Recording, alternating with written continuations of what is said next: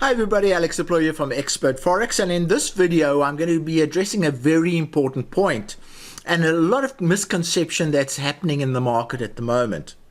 I'm going to prove to you that leverage does almost not matter at all in your Forex trading, and that you are not at a disadvantage whether you're in the European region or in the US region or anywhere in the world. Now, there's been a lot of emotional talk out there that the industry is going to die because of 30 to 1 leverage or 20 to 1 leverage being imposed on the Euro region, and it's just a load of hogwash. And I'm going to show you actual calculations and actual trading that will convince you that it is there is no particular problem that you need to worry about. If you are a normal trader that risks a reasonable amount on every deal, you have nothing to worry about, even if your success rate is not as high as you'd like it to be. You can trade quite comfortably with 100 to 1 leverage, with 50 to 1 leverage, and even 20 to 1 leverage. I trade very sizable accounts in my RSI and channel trading services, almost up to 100,000. And I promise you, it does not matter whether those accounts are leveraged at 100 to 1, 50 to 1, 20 to 1, I'm not affected by leverage at all. I'm quite surprised how many videos are out there just supporting the doom and gloom aspects of the new regulations. The regulations wouldn't be so severe if they would create really bad damage, but in fact, they should not affect you at all. Now, please watch this video very carefully. There's a lot of maths and calculations that occur, and that's unfortunately part of Forex trading, but it should give you a clear indication that leverage plays a very, very small part in Forex trading when you are doing normal trading, risking sensible amounts on every trade. And anyway, if you're not doing that, no matter what the leverage is, you are going to fail if you are not a disciplined and sensible trader. So I hope you enjoy this video. Okay, let's go through the calculations for a 20 to 1 leverage. Now, I'm using 20 to 1 because it is the extreme leverage that will be charged in the European area on non-major Forex pairs. And I want to make it a bit extreme so that I can show you the effect of this leverage. So what we're doing is we're starting with an account of $1,000. We're going to be trading a stop of 100 pips and a target of 100 pips. But we're more interested in the stops because we want to see how long our margin lasts if we have negative trades. Now we're going to go for risking 2% of the account. So if you take 1,000, 1% would be $10. So 2% is $20. If we are going to risk $20 and we are using a 100 pip stop and our pips are valued at 10 cents a pip, we are going to need lot sizing of 0.02. So that's 2 micro lots. Now you can do the maths yourself, but I'm going to show you a practical example anyway. Now then we're going to have to pay spreads. Now I'm using a spread of 3. And if we are trading 2 micro lots, so that makes it 6 pips of spread at 10 cents each is 60 cents. So that represents 60 cents. Now our leverage is 20 to 1. Now when you are using 2 micro lots, you are in fact controlling $2,000 worth of currency. Just to see this in a different way, if you're trading a main lot, you're controlling $100,000 of currency. If you're trading a macro lot, you're controlling $10,000 of currency. If you're trading a micro lot, you're controlling $1,000 of currency. But because we're trading 2 micro lots, we are controlling $2,000 of currency. So all you have to do there is you have to take what you're controlling to 2,000 divided by the leverage that you're getting, which is 20 to 1, and it then says you have to put down as margin $100. Okay, so then your free margin is going to be the 1,000 less your spread less the margin. So that's the free margin that you have. But in fact, just look at this. You need to finance your stop and you need to finance your margin. So in fact, after financing those, you really only you actually need $880 in your account, which is 1,000 less the stop loss less the margin, and that's what you need in your account. The spread is taken into account in the stop loss. Now, if this deal goes bad, your account balance will be $980 because it will basically be the 1,000 that you used to start with, less the loss that you incurred, and that's where the $980 comes from. So let's have a look at this in practice. So here on my screen, I've got a situation where we've got the $1,000 balance on our account. We have a 20 to 1 margin on this particular account, and I'm just going to actually just trade it, and see there's a nice support level coming up, and there it breaks the support. So we want to trade this one. So we go in, we've got our 0.02 lots, we're trading the euro, we've got 100 pips in there, that's in points, so 100 pips in there, and we sell this. We want to sell this. So now we've got a transaction. We've entered a sell transaction based on the calculations that I did before. And if you remember back, there's our lot sizing. There's our pips, our 60 cents of pips being taken out.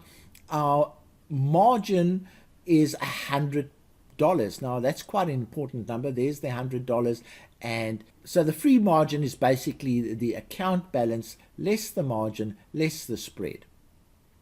So there we see the actual transaction in action. Now let's just forward it and see what happens to this transaction. And now it has been stopped out. So what then happens is the account balance reverts to 980, exactly as per the calculations, because we started with 1,000 and we've incurred a $20 loss. The margin is now 0 because the margin has been returned to the account, and we are ready for the next trade. So those are those transactions happen, and this particular deal was assuming a 20 to 1 margin.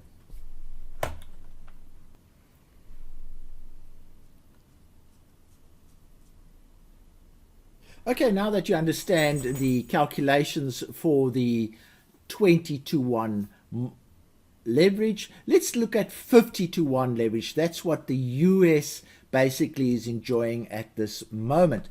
So again, we had the same calculations as before.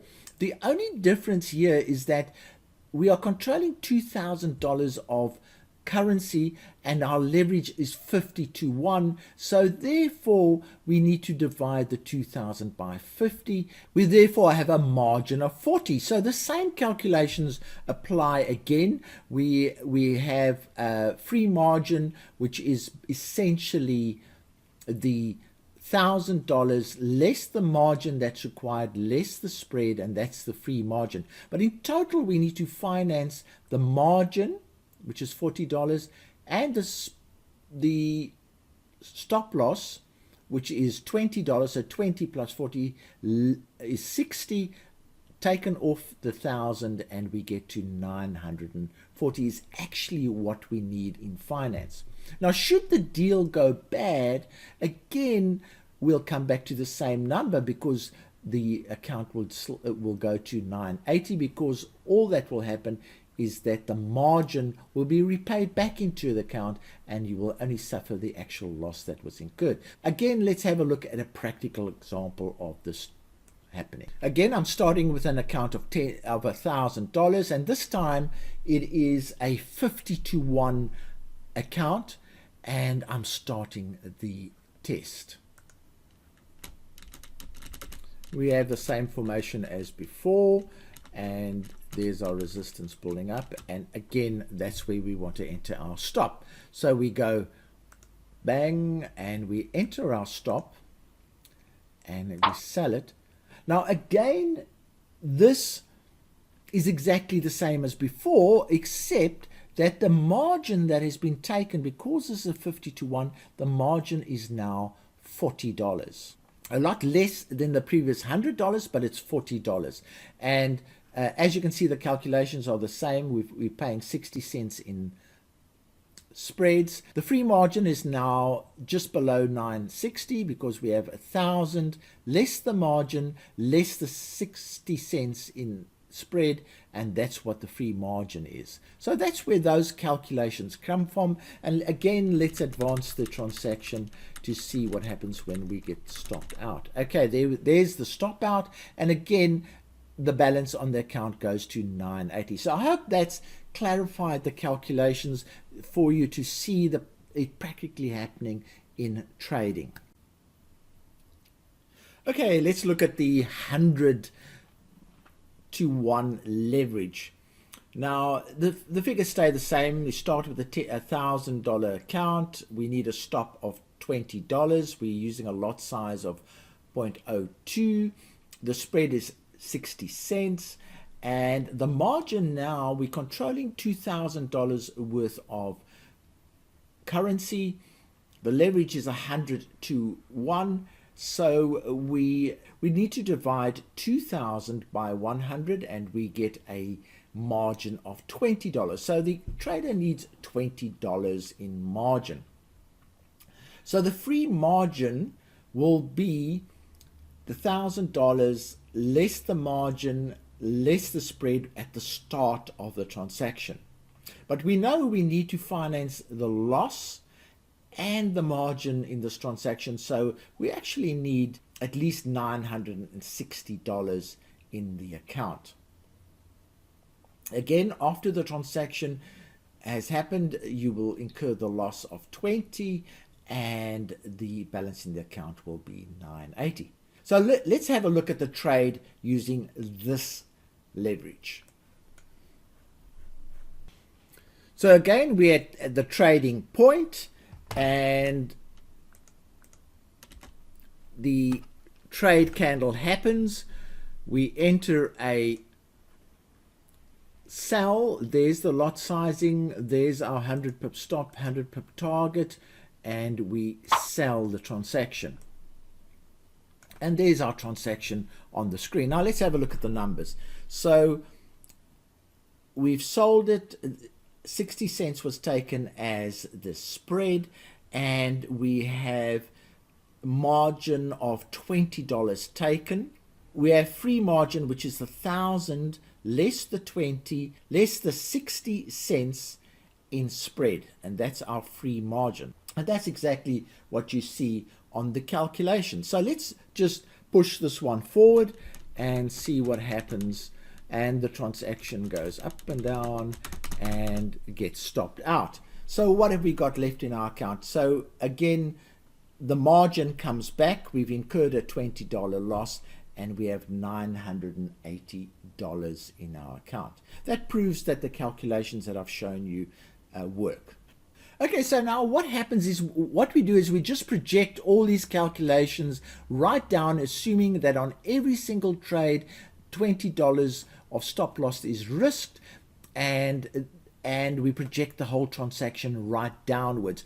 And here's the one where the leverage is 20 to 1, and we see that after 45 trades, we have $120 in our account, which is just enough to finance the stop loss and the margin, because our total finance is then zero after financing that bit. And at that point, we can't open another account because we need $120 to trade, and we've only got $100 in account. But the point here is that happens after 45 trades, risking the same amount, $20 in every trade. Now let's go to the next one, which is, and here we have our 50 to 1 leverage. Now that's the US, typical US leverage that they would have. And again, we've done the same. We projected all the transactions downwards, and at 48 this account runs out of finance, because the finance required goes to 0 at 48. So you start with 60, you need 20 to finance the stop, you need 40 to finance the margin. So you've just got enough for that particular transaction, but you can't do another transaction. So just remember that. So 45 transactions can be done at 20 to 1 leverage, and then 48 transactions can be done at 50 to 1 leverage. Now let's have a look at 100 to 1. So at 100 to 1, same argument.